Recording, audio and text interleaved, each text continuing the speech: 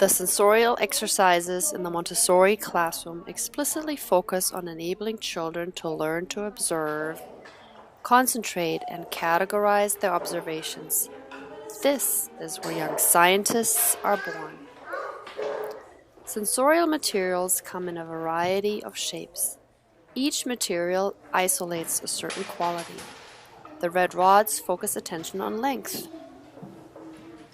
The brown stare on width and height.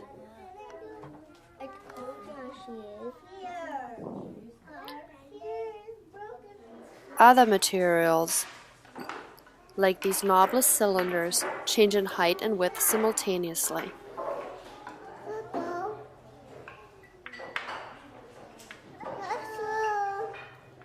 Notice the student's focus on placing the thinnest cylinder and her pleasure as she succeeds.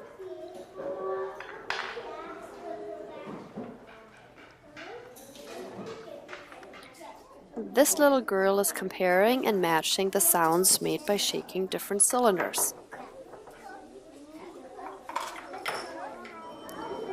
This girl is comparing musical tones and matching bells by the tones they produce.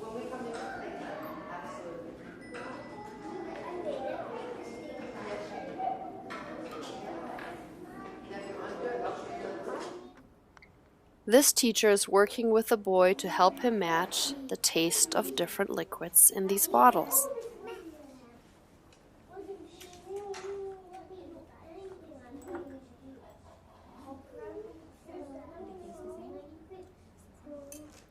More advanced sensorial work introduces, for example, geometric shapes, such as here with the constructive triangles. And our toddlers start with simplified materials, such as, for example, these stacking cups. As everywhere in Montessori, our students choose to work on these activities.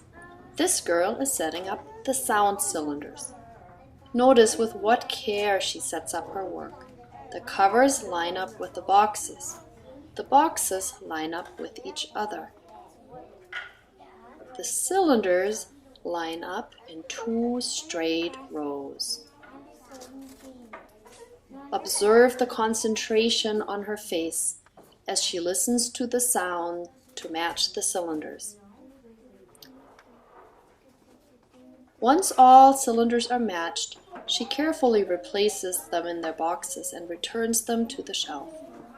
Notice that the girl does this work independently, without direct teacher guidance. This is possible because of the one-on-one presentations and careful preparation that the teacher does in advance. I see the pink towel on the picture. I think I see a classmate.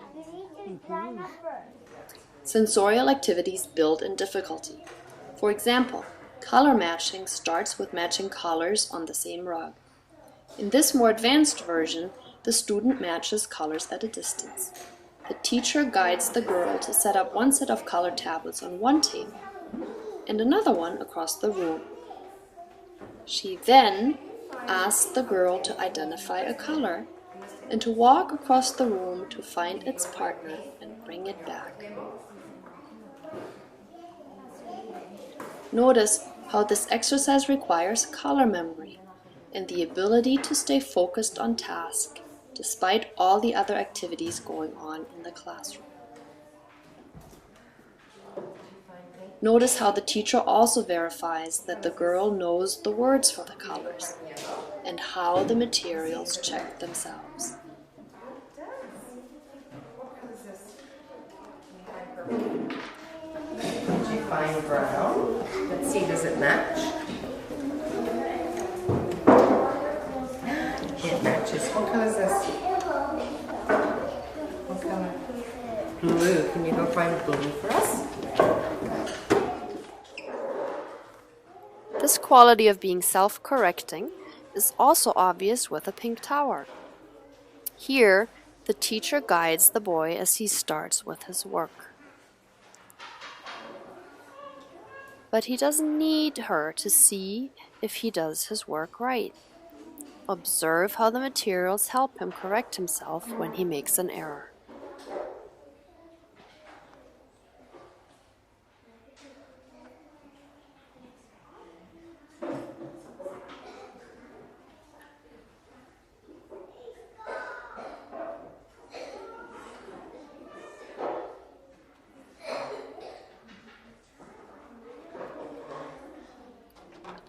The trinomial cube is one of the more complex sensorial materials. It represents an advanced mathematical formula, which the students later encounter in Montessori Elementary. But it is also a challenging puzzle, which requires the student to apply skills he has learned before.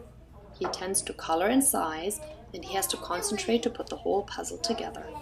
This is a great exercise to try when you visit a classroom. It'll give you an appreciation for how effortlessly this young girl solves a challenging puzzle.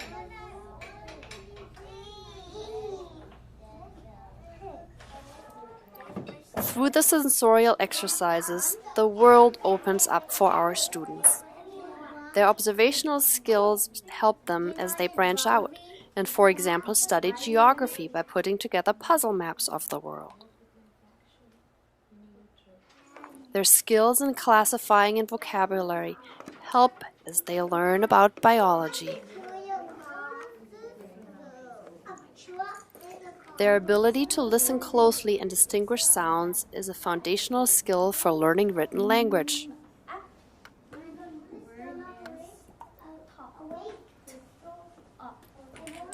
And learning to distinguish quantities is the foundation for mathematics, which take even kindergartners into the thousands and beyond in our Montessori classrooms. Thank you. 3,452 plus 1,321 equals 4,773. Just right. Sensorial materials may look simple on the shelves, but the skills they impart are truly wonderful. This is where young scientists are born.